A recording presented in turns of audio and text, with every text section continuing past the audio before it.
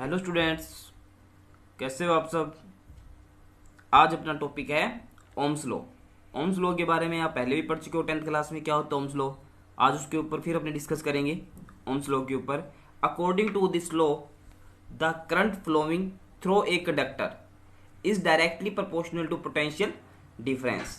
अगर किसी कंडक्टर की फिजिकल क्वांटिटी जैसे टेम्परेचर, ये देखो प्रेशर, स्ट्रेन, ये सब क्या रहे, कांस्टेंट रहे, तो अपने क्या करते हैं, जब किसी कंडक्टर के अंदर करंट फ्लो कराते हैं तो जैसे जैसे करंट फ्लो कराते जाएंगे वैसे वैसे वो क्या होगा, उसका पोटेंशियल डिफरेंस भी क्या होगा, इंक्रीज होता जाएगा। तो देखो according to this law the current flowing through a conductor is directly proportional to the potential difference across the end of the conductor provided the physical condition temperature, pressure, strain etc of the conductor remain unchanged। मतलब किसी भी wire या conductor की temperature, pressure और strain वो तो क्या रहे, सब अनचेंज है, मतलब उनमें तो क्या हो, कोई भी चेंज ना हो। और जैसे ही अपने किसी कंडक्टर या वायर में करंट फ्लो कराते हैं तो उस वायर या कंडक्टर के एंड पर जो पोटेंशियल डिफरेंस होगा वो भी क्या होता जाएगा, इंक्रीज होता जाएगा। प्रोपोर्शनल टू है दिया हो ना, प्रोपोर्शनल टू, ठीक है। या तो क्या लिखते हैं आई प्रोपोर्शनल टू वी, या आपने क्या सकते हैं वी प्रोपोर्शनल टू आई, ठीक है। प्रोपोर्शनल टू का जो सिंबल हटाएंगे कांस्टेंट आएगा आर। फॉर्मूला क्या बना, V equals to R I. R क्या है, कांस्टेंट है जिसे अपने क्या कहते हैं, उस वायर का रेजिस्टेंस कहते हैं। तो where R resistance of the conductor.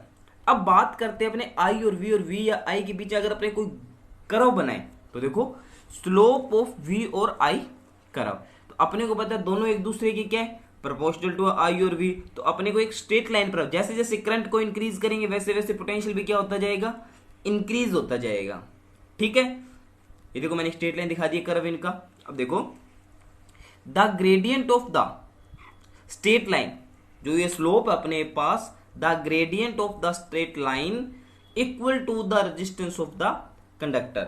मतलब इस ये जो स्लोप है, स्लोप किसको होती है, ग्रेडियंट। ग्रेडियंट क्या होता है, टेन थीटा, वो किसके इक्वल आएगी, अपने रेजिस्टेंस के इक्वल आएगी। मान लो इस पॉइंट पे अपने को रेजिस्टेंस निकालना है तो क्या होगा, टेन थीटा की वैल्यू क्या होती है, अपने को पता है। अगर मान लो इस पॉइंट पे अपने को वैल्यू निकालनी है तो ये देखो थीटा के सामने जो लेंथ होती है वो होती है परपेंडिकुलर, 90 के सामने हाइपोटेनियस, और ये हो गया बेस। तो टेन थीटा की वैल्यू क्या हो जाएगी, वी अपॉन में आई, और वी अपॉन आई क्या होता है, आर। इस फॉर्मूले से V equals to I R, तो आर की वैल्यू क्या हो जाएगी, वी अपॉन में आई। तो यहां से जो वी अपॉन स्लोप है जो टेन थीटा है वो किसके इक्वल लिख सकते हैं, अपने आर के इक्वल लिख सकते हैं। तो स्लोप किसके इक्वल आएगी, रेजिस्टेंस के इक्वल आएगी। ये बात दे रखी है, देखो the gradient of the straight line, the gradient of the straight line equal to the resistance of the conductor, ठीक है। नेक्स्ट टॉपिक है रेजिस्टेंस।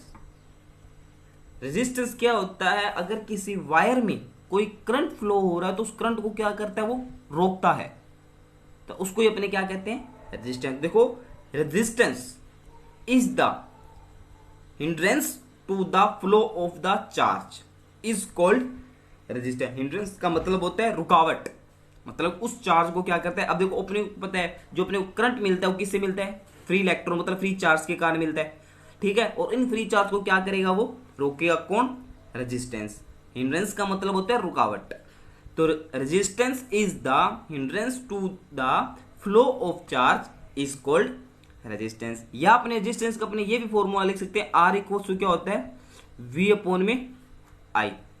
पोटेंशियल डिफरेंस और इलेक्ट्रिक करंट का जो रेशो होगा वही क्या कहलाएगा अपने पास, रेजिस्टेंस कहलाएगा। देखो the ratio of the voltage, voltage ही बोल सकते हैं, applied to the electric current that the flow through the resistor, ठीक है। R equal to V upon में आई। इतनी बात आपको समझ आ गई होगी। अब देखो जो रेजिस्टेंस की यूनिट होती है, रेजिस्टेंस की यूनिट होती है वो होती है ओम, और इस ओम का जो सिंबल होता है उसको अपन इससे इस प्रकार से रिप्रेजेंट करते हैं। ये अपने को बात पता होगी, ये जो सिंबल है वो किसका होता है, ओम का सिंबल होता है, ठीक है। ठीक है, अब बात करते हैं डायमेंशन की। तो जो रेजिस्टेंस की डायमेंशन होती है वो कितनी होती है, M1 L2 T-3 A-2। अपने को निकले पहले यहाँ पे वोल्टेज की डायमेंशन लिखना, अपॉन में करंट की, उसको सोल्व करने में जो रिजल्ट मिलेगा M1 L2 T-3 A-2, ये आपको डायमेंशन निकालनी आगे होगी। अब देखो नेक्स्ट मेरे पास एक क्वेश्चन आता है कि डेफिनेशन ऑफ 1 ओम, 1 ओम की डेफिनेशन क्या होगी। तो अपने को पता है जो ओम है किसकी यूनिट है, रेजिस्टेंस की यूनिट है, और रेजिस्टेंस का जो फॉर्मूला होता है वो क्या होता है, R equals to V upon में I। जो रेजिस्टेंस का फॉर्मूला होता है वो कहता है R equals to V upon में I। देखो रेजिस्टेंस को किससे रिप्रेजेंट करते हैं, अपने कैपिटल R से, इक्वल्स टू V अपॉन में I। ठीक है, अब देखो ये क्या कह रहा है, R की वैल्यू 1 ओम कब होगी, ये क्या है ना 1 ओम की डेफिनेशन बतानी है अपने को, R इक्वल्स टू 1 ओम। तो अपने को जब क्या होगा, वोल्टेज कितनी होनी चाहिए 1 वोल्ट, और करंट कितना होना चाहिए 1 एम्पियर, तभी अपने को रेजिस्टेंस कितना मिलेगा 1 ओम मिलेगा। ठीक है, तो देखो if V equals to 1 volt and I equals to 1 ampere हो, देन तो जो R मिलेगा वो क्या होगा 1 ओम। तो इसकी डेफिनेशन क्या बनेगी, ये देखो